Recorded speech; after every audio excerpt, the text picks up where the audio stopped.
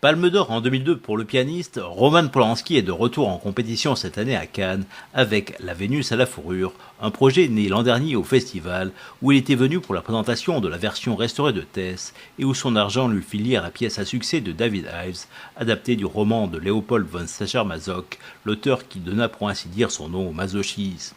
Roman Polanski prit tellement de plaisir à la lecture de ce texte, dont l'ironie frôle parfois le sarcasme, qu'il souhaita d'emblée en faire un film, d'autant plus que cela lui donnait l'occasion de retravailler avec sa femme Emmanuelle Seigner. La Vénus à la fourrure débute dans un théâtre parisien où, resté seul, un metteur en scène se lamente au téléphone sur la piètre performance des comédiennes qu'il vient d'auditionner.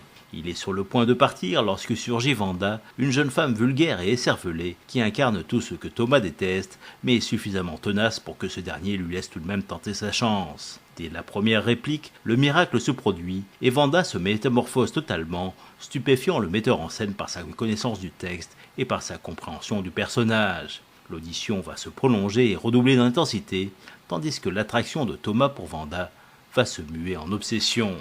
Même si ce n'est pas la première fois que Roman Polanski filme un huis clos, partir avec une histoire comportant seulement deux personnages évoluant dans un lieu unique ressemblait à une gageure. Loin de tomber dans du théâtre filmé pour la télévision, le cinéaste franco-polonais s'en sort avec maestria en nous livrant une œuvre jubilatoire qui n'a rien d'un film sulfureux malgré le thème de la Vénus à la fourrure. Le plaisir que l'on prend à le regarder tient aussi beaucoup dans le formidable numéro d'acteurs de ses deux interprètes. Mathieu Amalric, qui fait preuve d'une grande subtilité, est parfait et sa ressemblance avec Roman Polanski est étonnante. Mais c'est la performance d'Emmanuelle Seigner qui est la plus stupéfiante, avec sa capacité de passer d'une émotion à une autre dans un rôle aux multiples facettes.